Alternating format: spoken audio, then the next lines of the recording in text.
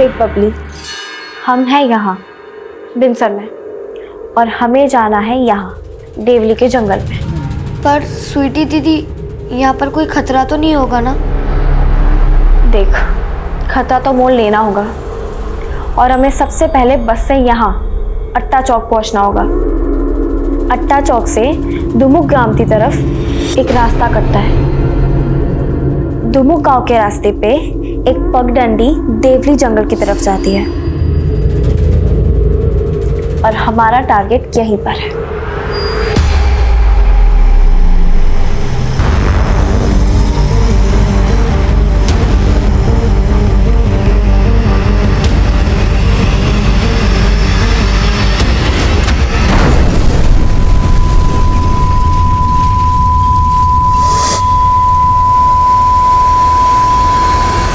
सारे सारे गा रे ग म ग म ग म प म प म प ध नी धा नी सा नी धा नी ध प ध प ध। चलेगा ये शोर शराबा, सर फटता है हमारा, बंद कीजिए। अरे मालती, शोर शराबा नहीं है, ये रस है, संगीत का रस। लेकिन बंदर का जाने अदरक का स्वाद है। बस काहे बना रहे हैं इनको अपने जैसा? दूर रखिए इनको अपने संगीत और नाटक मंडली से। अरे मालती, अरे हम तो बहुत छोटे से कलाकार हैं, लेकिन देखना हमारी बिटिया बहुत बड़ी कलाकार बनेंगी। याद रखना, एक दिन टीवी में गाएंगी, टीवी में, और हम सबका नाम रोशन करेंगी। बस इन लोगों को ना कभी संगीत से दूर मत होने देना, चाहे कुछ भी हो जाए। चलो बेटा, सारे सारे गा रे गा मा गा। अरे हाँ दीदी, ये लो खाने का डब्बा। चल जल्दी। अरे रुको, ताला तो लगाने दो। हम कब तक आपका उंगली पकड़कर चलते रहेंगे? हम तो चले जाएंगे। इतनी बड़ी हो गई हो कि अब अपनी माँ का फिक्र करना भी बुरा लगता है। अगर आपको हमारी फिक्र होती ना माँ, तो हमें संगीत से दूर नहीं करती हैं। संगीत क्या, इन्होंने तो हमको पापा से भी दूर कर दिया है। चलो बबली।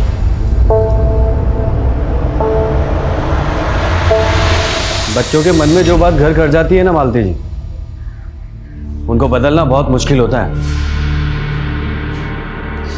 देखिए, आप हमारे घर के मामले में दखल अंदाजी मत कीजिए।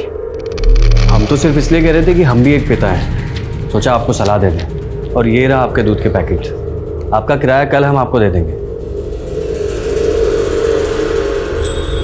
सुनिए, चाय पियेंगे?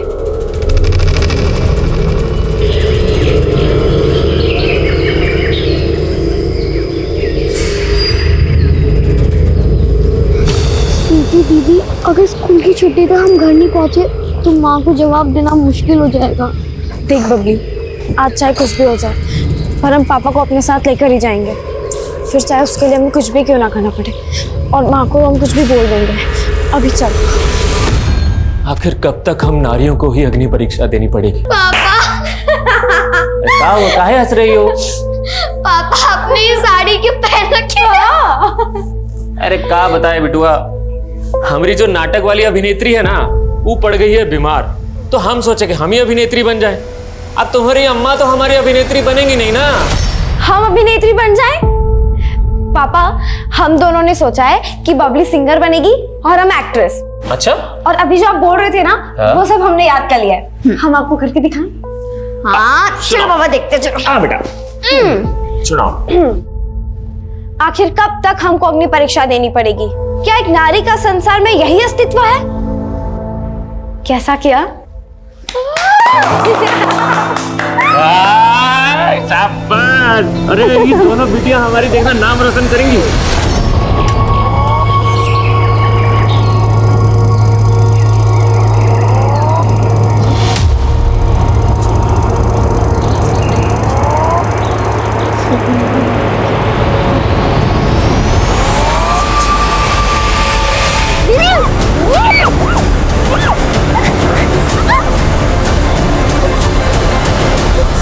कौन हो तुम लोग? क्या करने आए हो यहाँ? ठीक से तलाशी ले इनकी। देख कोई कैमरा वैमरा तो नहीं लगा रखा है इन्होंने।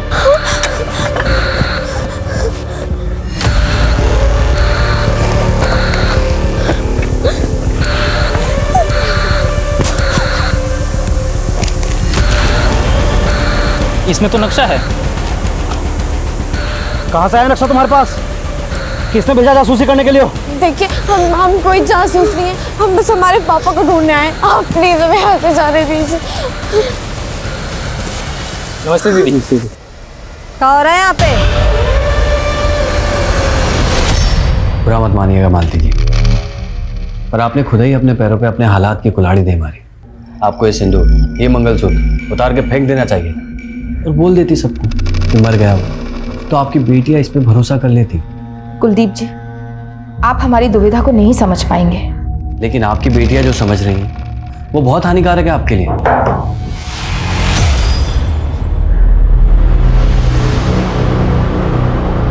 अच्छा मैं चलता हूँ।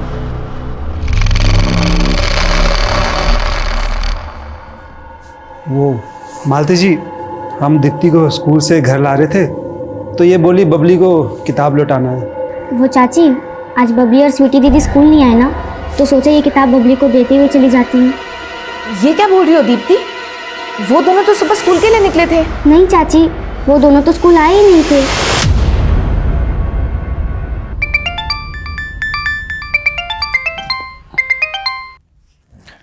हाँ मालती दीदी। मधुकर, स्वीटी और बब्बी तुम्हारे यहाँ आए क्या? नहीं तो वो दोनों यहाँ पर नहीं आई। सुबह स्कूल के लिए निकले थे दोनों, लेकिन स्कूल पहुंचे नहीं और कहीं मिल भी नहीं रहे हैं। क्या? देखो हम लोग वहाँ पर अभी पहुँचते हैं, आप घबराइए नहीं।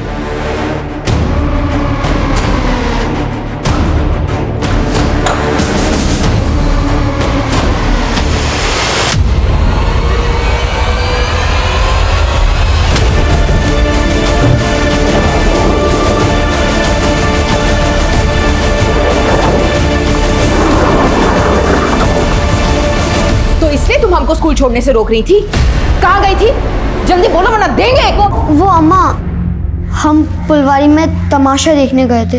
ये तमाशा का भूत नहीं उतरा अभी तक? हाँ, क्या मिल गए संगीत और तमाशा से तुमको और तुम्हारे पापा को? बस माँ, पापा को तो आप कोसेगा ही नहीं।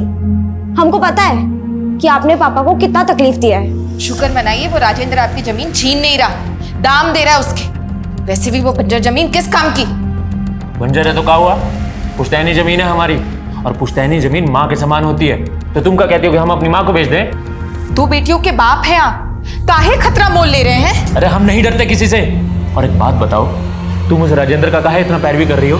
हाँ। रुको, हम देखते हैं कौन आ गया।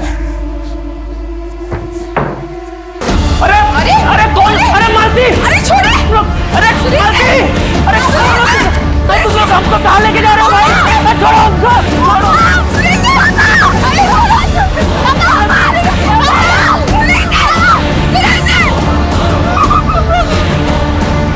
बेटा, तुम दोनों हमको गलत समझ रही हो। तुम्हारे पापा हमारी वजह से तुमसे दूर नहीं हुए। और अगर तुमको ऐसा लगता है कि हमने तुमको संगीत से दूर कर दिया है तो हम बदल जाते हैं। रुको रुको,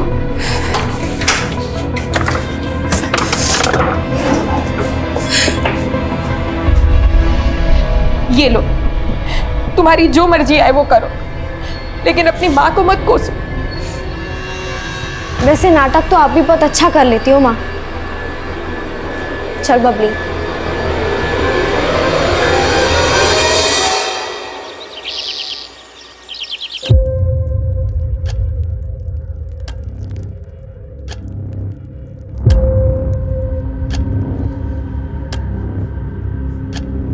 स्वीटी, बबली,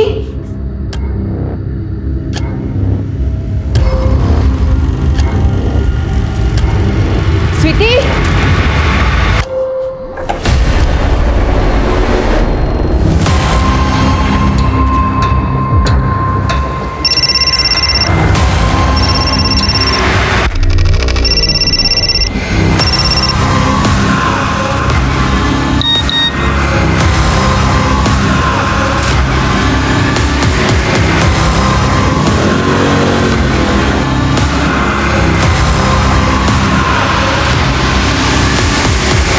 तो हमने देखा था उन्हें जब हम दुकान खोलते थे, यहीं से जा रही थी।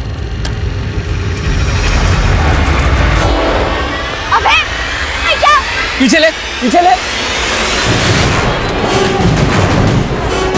हमको क्या बोली साली? हाँ साला तुम्हारा पूरा खानदान कीचड़ में सड़ सड़ के मर गया। 2 अक्षर क्या पढ़ लिए? आग दिखा रही है अभी।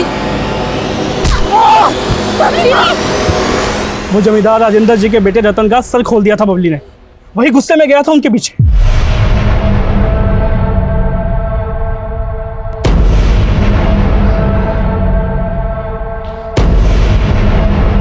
अरे वाह मालती, रात में हम तुम्हारा ही सपना देखे, पर जब नींद से जगे तो हमारी तो जल गई। अरे साला तुम वो किराएदार का खटिया पे। कमीने, हमारी बेटियां कहाँ है? बेटियां? तुम साला नौटंकी वाले, तुम्हारा हर दिन का नया नौटंकी होता है। तेरे बेटे ने उठाया ना हमारी बेटियों को, कहाँ है वो? बस देख, हमरे बेटे रतन को बीच में मत घसीट। चल जा जा यहाँ से। हम जानते तू बहुत ताकतवर। 1.5 साल पहले हमारे पति को भी उठवा लिया था तुमने, तब हम कुछ नहीं कर सके, लेकिन हमारी बेटी हमें लौटा दो। तुम जो कहोगे, तुम्हें जो चाहिए हम देने के लिए तैयार हैं। जो चाहिए देने के लिए तैयार हो। निकल, बच्चे लग गई। नहीं जाने दो प्लीज।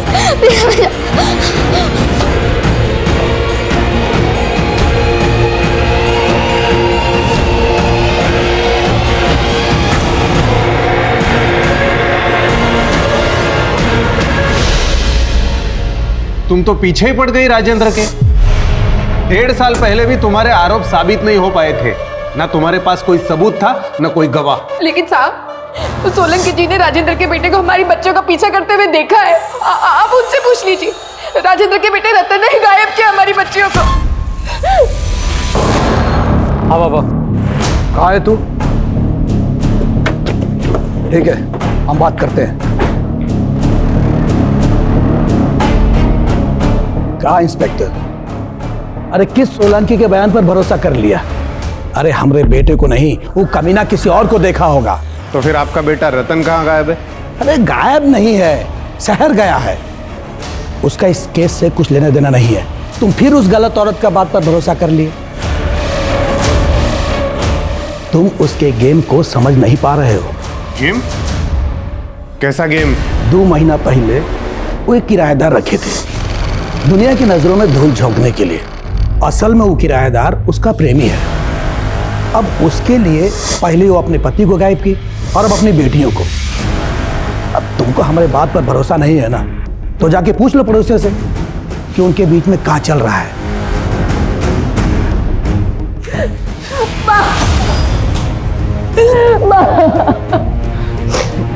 दीदी हिम्मत रखो दीदी, कल भी तो दोनों लौट कर आई थी ना, देखना आज भी लौट कर आ जाएंगे। तुम चिंता मत करो। हाँ मालती, भगवान पे भरोसा रख, दोनों बहनें जल्दी लौट आएंगी। हाँ बैठ बैठ, आ जा।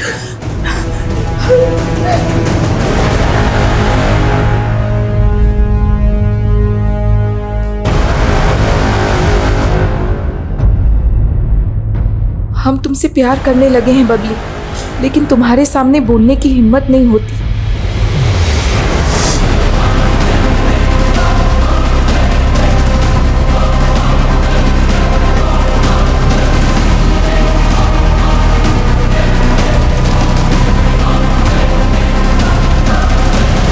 यहाँ रुकना हमारी सारी प्लानिंग बर्बाद कर सकता है, इसलिए हमें रूट बदलना होगा।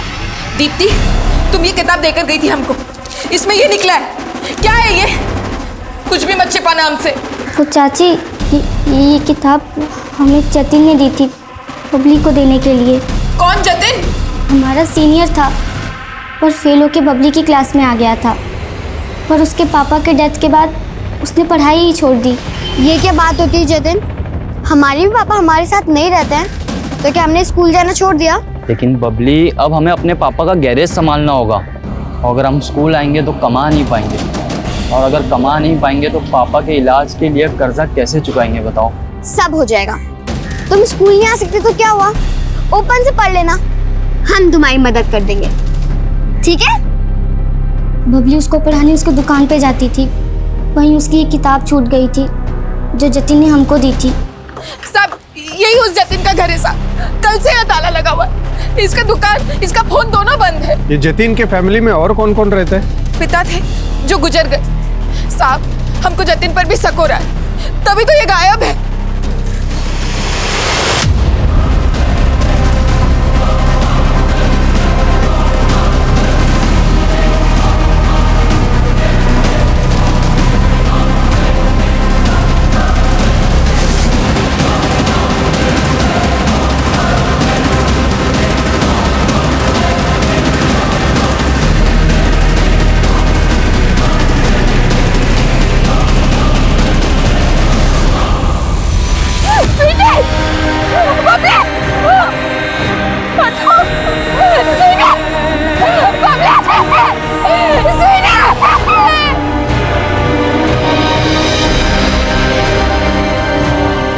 स्वीटी और बबली ने सपने देखे थे कि एक दिन वो कलाकार बनके पूरी दुनिया पर छा जाएंगी, लेकिन आज हर तरफ उनकी निर्मम हत्या के चर्चे थे।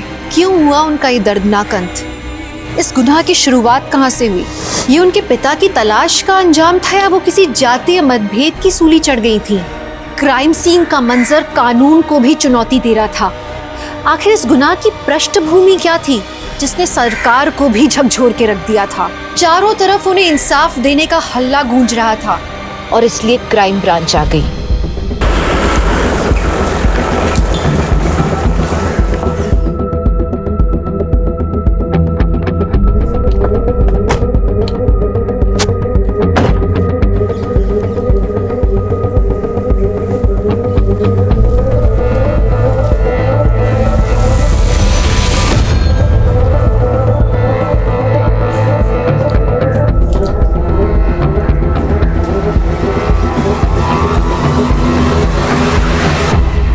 सर, ये ज़मीन स्वीटी और बबली के पिता सुरेश के नाम है, जो 1.5 साल पहले सस्पिशियस सर्कमस्टांसेस में गायब हो गया था। सुरेश की पत्नी ने इल्ज़ाम लगाया कि राजेंद्र ने सुरेश को अगवा करके ये ज़मीन अपने नाम करके उसे कहीं मार के फेंक दिया, लेकिन उसकी लाश अभी तक कहीं नहीं मिली।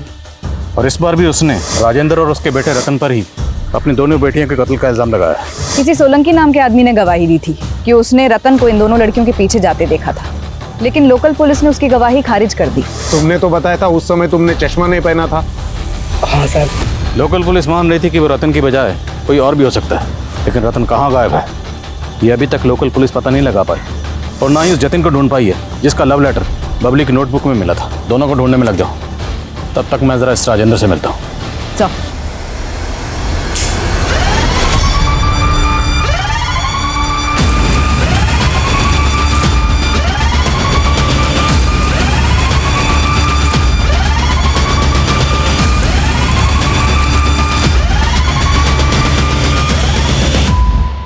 एंटीसिपेटरी बेल लेकर आप गिरफ्तारी से तो बच गए, पर पूछताछ से नहीं बच पाएंगे। पूछिए जो भी पूछना है, ताकि सच्चाई बाहर निकले। हमको भी तो पता चले कि कौन कमीना हमको फंसाना चाहता है। अगर आप वाकई चाहते हैं कि सच्चाई बाहर निकले तो अपने बेटे को बाहर निकालिए। क्यों छुपा रखा उसे? छुपाया नहीं है साहब, उसको किसी ने गायब किया है केस को उलझाने के लिए। गायब तो 1.5 साल पहले बबली और स्वीटी के फादर सुरेश को भी किया गया था। तब भी उसका इल्जाम उसकी बीवी मालती ने आप पर ही लगाया था। साहब तब भी वो झूठ बोली थी हमको फंसाने के लिए। साहब हमको पूरा यकीन है वो नीली कलर की गाड़ी इन्हीं की थी, यही उठाए थे सुरेश जी को। इंस्पेक्टर, ये हमसे जमीन का पैसा एडवांस लेकर अपने पति को मना नहीं पाई और अब कुछ भी बक रही है। बक तुम रहे हो। एक मिनट, तुम तो बोल रही थी उन आदमियों के चेहरे ढके हुए थे इसलिए तुम चेहरे देख नहीं पाई। फिर वो राजेंद्र और उनका बेटा ही था, ये दावा तुम कैसे कर सकती हो? उस औरत को दुखियारी समझने का गलती मत कीजिए। वो औरत और उसका आशिक किराएदार मिलकर ये षड्यंत्र रच रहे हैं। वो औरत उसके प्रेम में पड़ के पहले अपने पति को निकल गई और अब अपनी बेटियों को।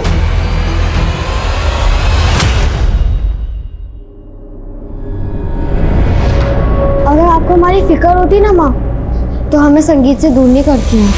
संगीत क्या, इन्होंने तो हमको पापा से भी दूर कर दिया है।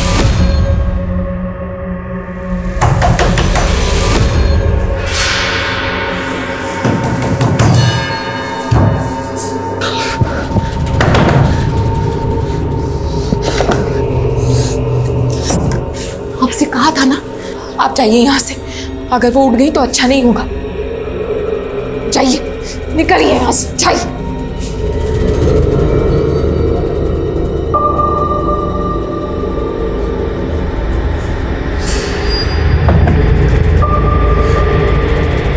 था वो? चुप क्यों आप? बोलिए।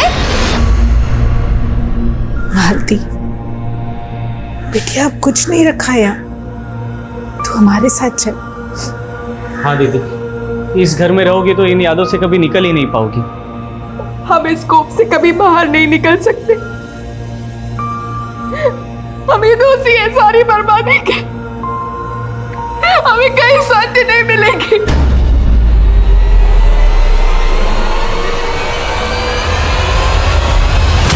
कि जतिन और रतन के सीडीआर देखकर तो नहीं लगता कि ये दोनों टच में होंगे। और लोकल पुलिस ने बताया कि स्वीटी और बबली के पास कोई फ़ोन नहीं था। मैम, रतन का फ़ोन बंद हुआ था नीम कला में, जबकि जतिन का फ़ोन बंद हुआ था शिवपुरी में। पता करो ये दोनों कहीं इन्हीं जगहों पर तो नहीं है। मैम, शिवपुरी में जतिन के एक चाचा का घर है, हो सकता है वहाँ छुपा। गुनहगार कोई भी हो, मालती जी बख्शा नहीं जाएगा। और हमें पता चला है कि आपका कोई किराएदार भी था, तो काफ़ी दिनों से नज़र नहीं आ रहा, कुलजीत। आपको उस पर शक नहीं? हमको सबसे पहले उसी पर शक हुआ साहब।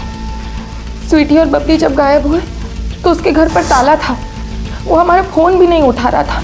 फिर बाद में हमको फ़ोन कर कर ऐसा घुमा दिया उसने कि हम कुछ समझ ही नहीं पाए। अरे बबली और स्वीटी को ढूंढने में हम जी जान लगा देंगे मालती जी, आप बिल्कुल भी फिक्र मत कीजिए। और हमारा ऊपर तक पहचान है, डीआईजी साहब को भी फ़ोन घुमा दिया है हमने। लेकिन आप है कहाँ? हम किसी काम से कानपुर आ गए थे, हम जल्दी ही आके मिलते हैं ना आपसे। उसके बाद से उसका कोई अता पता नहीं साहब, उसका फ़ोन भी बंद आ रहा है। अच्छा, कुलजीत रहने वाला कहाँ का? आपने रेंट एग्रीमेंट तो बनाया होगा? हाँ साहब, उसका आईडी का फोटोकॉपी और एग्रीमेंट है हमारे पास।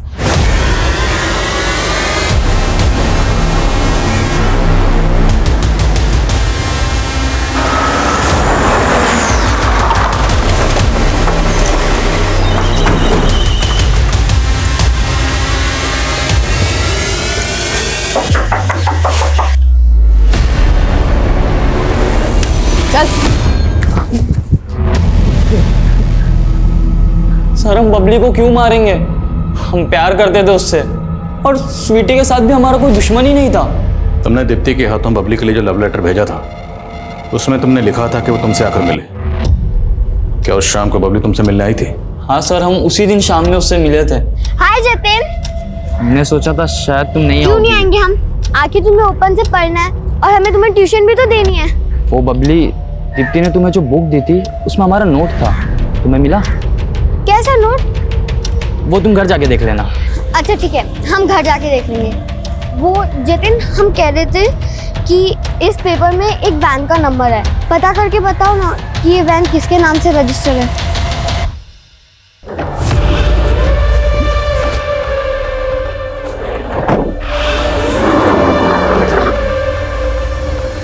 सर, फिर हमें बबली ने बताया कि 1.5 साल पहले उसके पापा को जिस वैन में किडनैप किया गया था, उसे लग रहा था कि वो उसी वैन का नंबर है।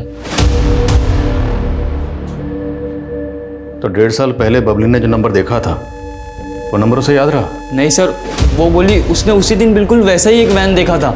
सर, उसने उसका नंबर नोट कर लिया था, बट उसके बाद हमने पूछा तो वो कुछ नहीं बताई सर। उसके बाद फिर पता चला दोनों बहनें किडनैप हो चुकी है। और सर, उस वक्त मैं अपने चाचा के घर था, तो मैं उस लव लेटर की वजह से डर गया था सर, इसलिए मैं वापस नहीं आया। बबली ने तो जो नंबर दिया था वैन का, वो नंबर बोल। ये नंबर तो फेक है सर, आरटीओ में इस नंबर का कोई व्हीकल रजिस्टर्ड ही नहीं है। जतिन के बयान के मुताबिक बबली ने नंबर हाल फिलहाल में इसलिए नोट किया था क्योंकि उसे लगता है कि 1.5 साल पहले उसके फादर को इसी वैन में ले जाया गया, और ये नंबर फेक है। और ताज्जुब की बात यह है कि बबली को 1.5 साल बाद भी ये नंबर याद है। ताज्जुब की बात तो ये भी है सर कि मालती को इसके बारे में कुछ पता ही नहीं है। अगर जतिन सच कह रहा है तो मतलब साहब, वो बच्चियाँ अपने फादर की तलाश कर रही हैं, और मुमकिन है कि शायद यही उनके कत्ल की वजह रही। 1.5 साल पुराना सुरेश मिसिंग केस बारीकी से स्टडी करो। सर, मालती के किराएदार कुलजीत ने जो रेंट एग्रीमेंट दिया था, उस पर जो नेटिव एड्रेस है वो फेक है सर, और उसने जो आधार आईडी दिया था वो भी फेक है सर। फेक है? जी सर। और सर, हैरानी की बात तो ये है कि उसकी आधार आईडी पे जो नंबर है वो किसी कुलजीत नाम की औरत का आधार नंबर है। अब उनको काम पर लगाओ, पता लगाओ ये कुलजीत सिंह कौन है। सर,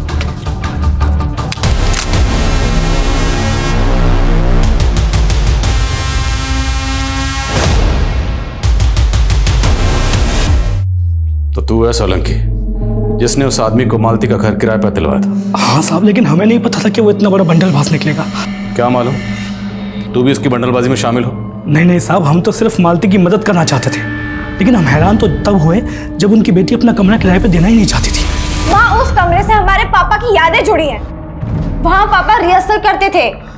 हाँ माँ, उस कमरे में हम किसी को नहीं रहने देंगे। कमरा अगर किराए पर नहीं चढ़ाया ना तो घर का खर्चा चलाना मुश्किल हो जाएगा। माँ लेकिन हम कह रहे हैं वहाँ नहीं बस, कुछ नहीं सुनना है हमको। चलो अंदर जाओ। साहब बच्चियां गुस्सेल जरूर थी, लेकिन बहुत मासूम थी। साहब वो रतन के बारे में तो मैंने तुमसे कुछ पूछा ही नहीं। रतन के खिलाफ बयान देने के लिए तुझे किसी ने पैसे दिए? नहीं नहीं साहब, ऐसी कोई बात नहीं है। हमारी आंखें जरूर कमजोर हैं, मगर उस दिन हमने रतन की आवाज़ अच्छे से सुनी थी। बहुत गंद बक रहा था बच्चियों के बारे में। हमने कुछ नहीं किया साहब, हमें छोड़ दो। सर वो ओरिजिनल कुलजीत जिसकी आईडी का इस्तेमाल उस किराएदार ने किया था, मैंने उसके बारे में पता लगाया सर। उस कुलजीत की 2 साल पहले डेथ हो चुकी है। मतलब उस किराएदार ने एक मरहूम औरत की आईडी का गलत इस्तेमाल किया? रतन की क्लियर? नहीं सर, फिलहाल कुछ नहीं पता चला। पता लगाओ वो कहाँ है। राजेंद्र को लगता है कि उसके बेटे रतन को कहीं गायब किया गया है, पर पूरे चांसेस हैं कि इसने खुद ही अपने बेटे को कहीं गायब किया हो। सभी रिश्तेदारों और दोस्तों से पता करो, पता लगाओ रतन कहाँ है। सर, स्वीटी और बबली की पोस्टमार्टम रिपोर्ट, दोनों की रिपोर्ट में ज़मीन आसमान का फ़र्क है। स्वीटी की मौत सर पर चोट लगने से हुई और बबली की स्ट्रैंगुलेशन से। स्वीटी की मौत बबली की मौत से 24 घंटे पहले हो गई थी। बबली का गैंग रेप हुआ, लेकिन स्वीटी की रिपोर्ट रेप कंफर्म नहीं करती। पर हाँ सर, स्वीटी सेक्सुअली एक्टिव थी। ये कैसे मुमकिन है? दोनों बहनें एक साथ गायब हुई, एक साथ पेट पर लटकी हुई मिली, फिर दोनों की पोस्टमार्टम रिपोर्ट में इतना फ़र्क कैसे? और स्वीटी का सेक्सुअली एक्टिव होना, तो क्या स्वीटी की लाइफ में भी कोई लड़का था?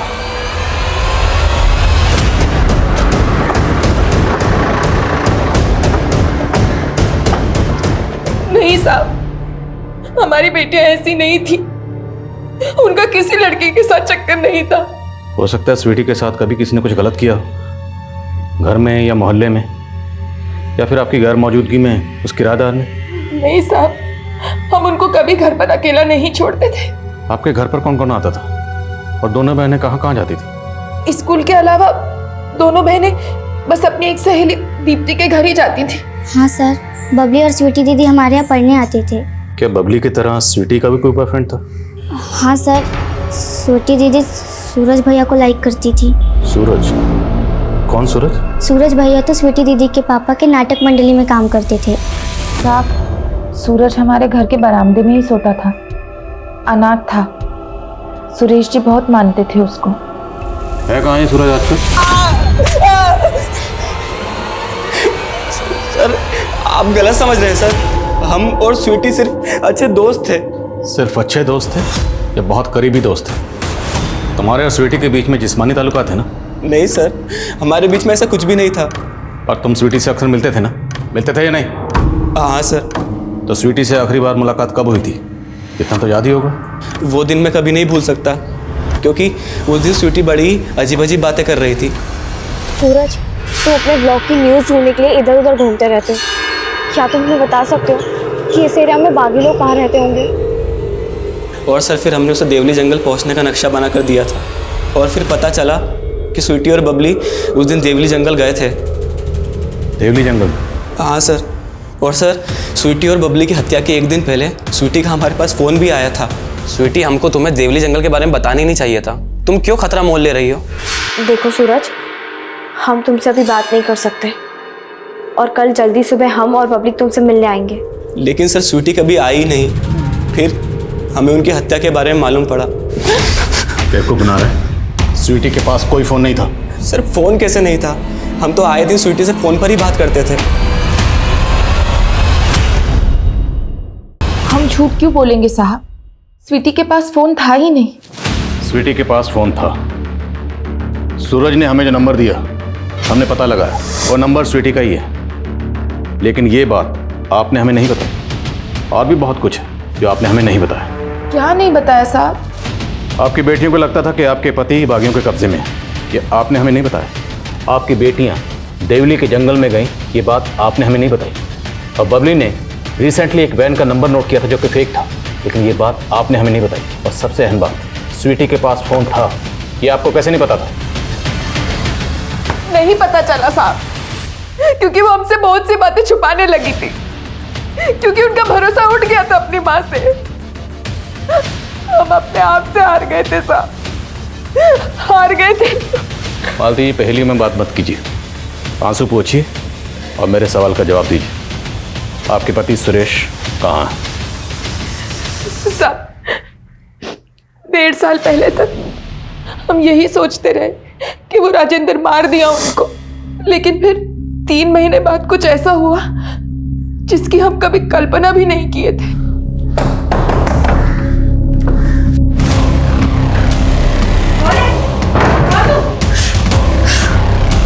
आप? बबली और स्वीटी कहाँ है? वो तो अपनी नानी के घर है। आप जिंदा हैं? हाँ, हम जिंदा हैं। वो राजेंद्र तो हमको मार नहीं दिया था, अरे हमसे हमारा पुश्तैनी जमीन तक हड़प लिया, हमसे जबरदस्ती कागज पे अंगूठा लगवा लिया। हमको मार नहीं वाला था, हम तो बस कैसे भी करके बच के भाग गए वहां से। लेकिन अब 3 महीने तक थे कहाँ? प्रतिशोध पाल रहे थे। हमको पता चला मालती कि हम अकेले नहीं हैं, हमारे जैसे और भी सैकड़ों लोग हैं जिनको ये राजेंद्र जैसे पूंजीवादी लोग कुचल देते हैं। लेकिन अब हम बदला लेंगे उनका, उन सब का बदला। हम नहीं चाहते थे कि उनका साया भी बबली और स्वीटी पर पड़े। नहीं मिलने दिया उनको हमने हमारी बच्चियों से। आपसे कहा था ना, यहाँ आना है तो बागियों के साथ छोड़ना होगा।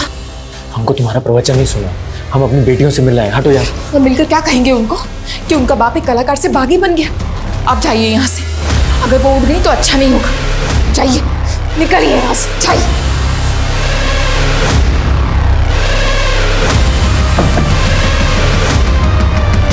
कौन था वो? चुप क्यों आप? बोलिए। आप पापा को धोखा दे रहे हो। नहीं स्वीटी, वो कोई गैर मर्द नहीं था, तुम्हारे पापा ही थे। अगर वो हमारे पापा थे तो हमसे मिले बिना क्यों चले गए? क्योंकि अब हम उनसे कोई रिश्ता नहीं रख सकते, बागी बन चुके हैं वो। हम तो कठोर बनकर सुरेश जी से दूरी बना ली, लेकिन हमारी बेटियां ये दूरी बर्दाश्त नहीं कर पाई। वो तो हमको ही दोषी मानती रही, उनको उनके पापा से दूर कर दिए थे हम। लेकिन हम तो हैरान है ये जानकर कि वो दोनों खुद से अपने पापा की तलाश में बागियों के घर जाने का कोशिश की। अब सुरेश कहाँ है? हमको नहीं पता साहब, पिछले 3 महीने से हमने उनका शकल भी नहीं देखा।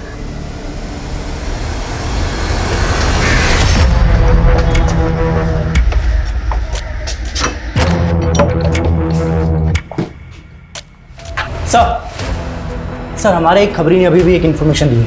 उसे एक प्रॉपर्टी एजेंट मिला है जिसने उस किराएदार को जनकपुरी में भी एक घर किराए पे दिलवाया। Sir, we are very close, हमारा मिशन जल्दी ही सक्सेसफुल हो जाएगा।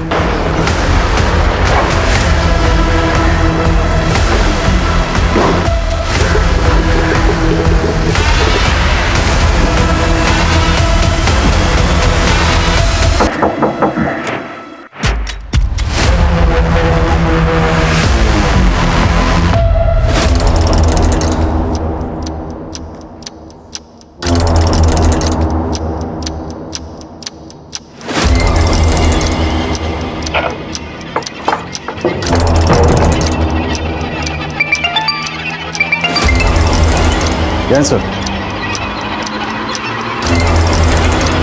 ओके सर, हो जा।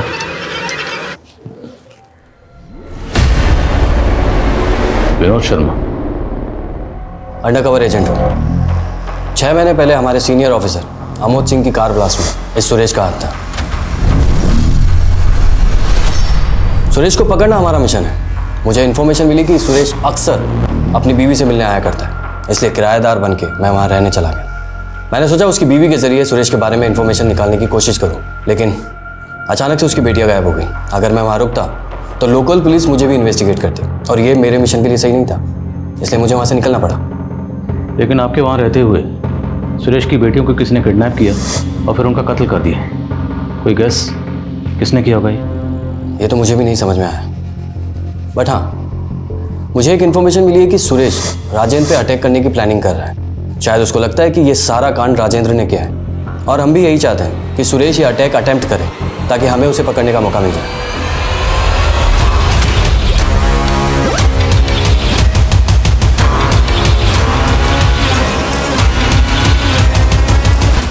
सर सर सर आपको कुछ गलत फहमी हुई है सर सर नहीं सर, हम मानते हैं सर, हम उन पे थूक दिए थे, गाली भी दिए थे सर। जब वो बबली हमारे सर पे मार के भागी तो हम उसके पीछे भी गए थे, लेकिन सर हम ना ही उसका रेप किए ना ही उसे टांगे सर। तूने कुछ किया नहीं किया सर। तो गायब क्यों हुआ था? सर बोल। सर वो पापा बोले कि हम गांव जाते तो अंदर हो जाते। क्या कहते हैं सर, आप हमारा विश्वास कीजिए सर, हमने कुछ नहीं किया है। और सर उस दिन तो हमें वो लड़कियां भी नहीं मिली थी, वो हाथ से निकल गई थी सर।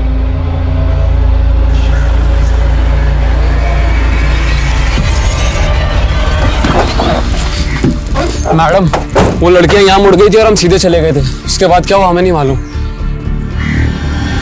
लेके जाओ इसे। अगर ये लड़का सच बोल रहा है तो पता करो उस दिन वो दोनों बहनों को यहाँ किसी और ने देखा था क्या।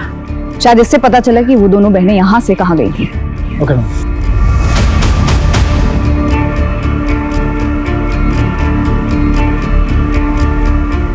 स्वीटी और बबली की हत्या का मोटिव रखने वालों की संख्या तो बहुत थी, लेकिन इस केस पे विराम लग ही नहीं रहा था। वैसे रतन ने पुलिस को एक रास्ता दिखाया था जहां उसने स्वीटी और बबली को आखिरी बार देखा था, लेकिन कहीं ये रास्ता पुलिस को डेड एंड की तरफ तो नहीं ले जा रहा था। पुलिस अब तक सस्पेक्ट्स के चारों ओर फेरे लगा रही थी, लेकिन इस क्राइम का केंद्र ही नजर नहीं आ रहा था। इस केस के मोटिव और सबूत दोनों ही पुख्ता नहीं थे। तो क्या क्रिमिनल इतना शातिर था कि उसने ऐसा चक्रव्यूह रचा कि पुलिस उसमें खोकर रह गई?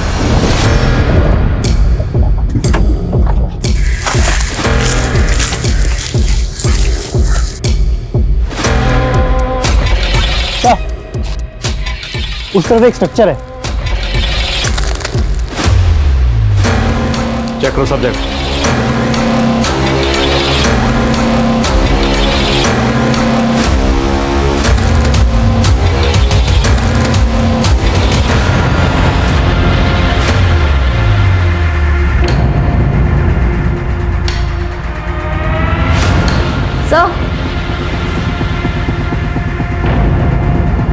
सर ये तो स्वीटी का फोन है।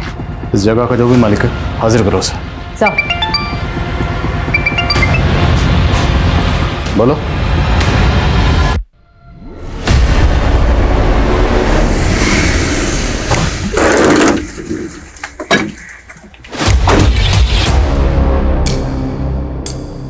दस मिनट में राजेंद्र आने ही वाला है। आज तो हम उसका काम तमाम करके ही हटेंगे।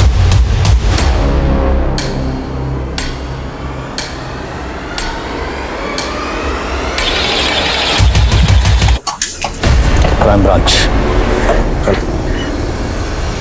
वो राजेंद्र हमारा जिंदगी बर्बाद कर दिया और जबरदस्ती हमारी पुश्तैनी जमीन भी हड़प ली। हम सीधा बागियों के पास गए। सब हमारा नाटक मंडली था।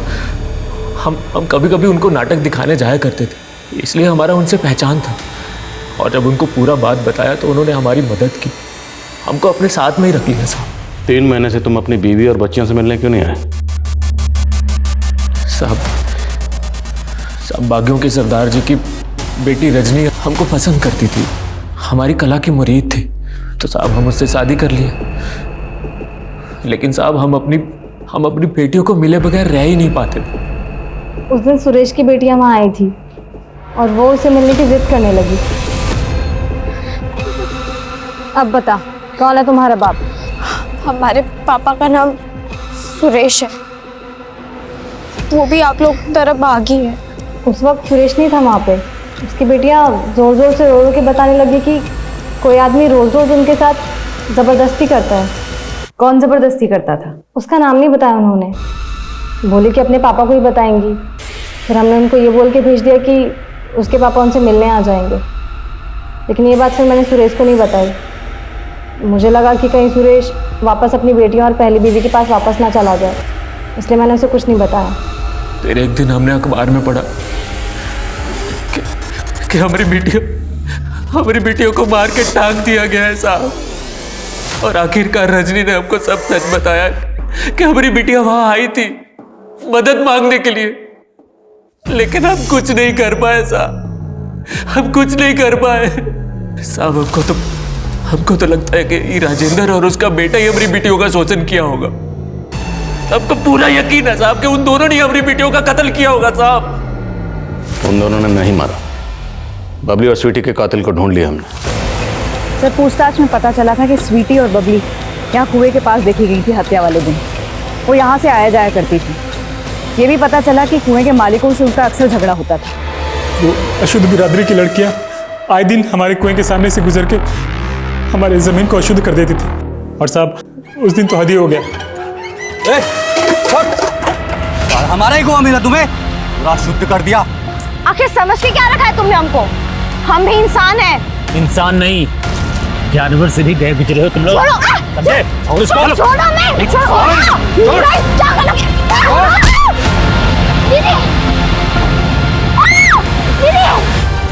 फिर हमने उस बबली को अच्छे से सबक सिखाया और फिर उनकी बॉडी ले जाके उन्हीं के बाप की जमीन में टांग दिया। हम सोचे उनकी लाश वहां मिलेगी तो राजेंद्र और उसका बेटा रतन ही फंसेगा। तुम दोनों का सिर्फ इतना मकसद नहीं था। स्वीटी के मोबाइल में हमें एक वीडियो मिला। वो वीडियो किसके कहने पर बना? वो वीडियो किसके कहने पर बनाया?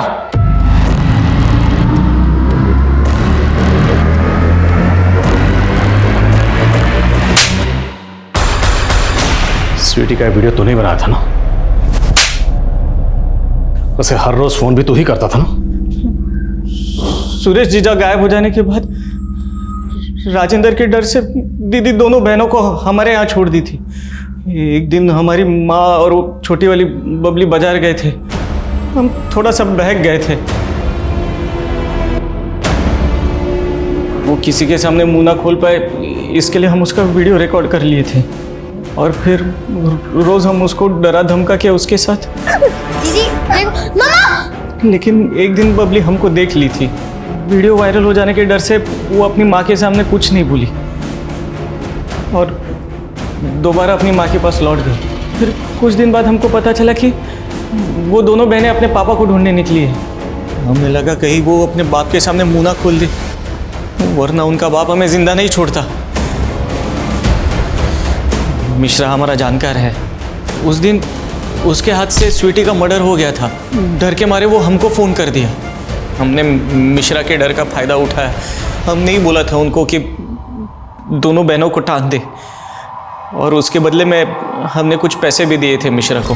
खुद अपनी सगी भांजी के साथ दुष्कर्म के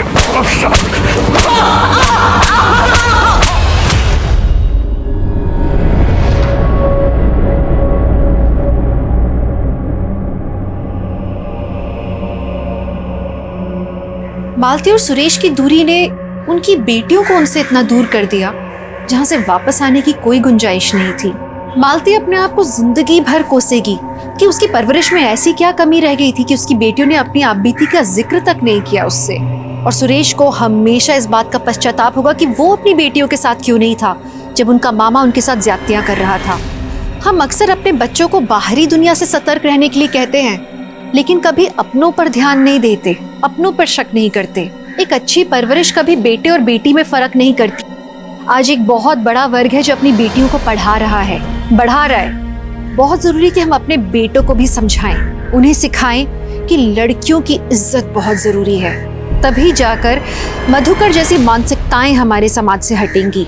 तो चलिए अब मैं दिव्यांका त्रिपाठी दहिया लेती हूँ आपसे विदा। फिर मिलूंगी एक नए सच्चे एपिसोड के साथ। तब तक देखते रहिए क्राइम पेट्रोल, सतर्क, विमेन अगेंस्ट क्राइम। एक औरत पर वार, अब हर औरत का भार। जय हिंद।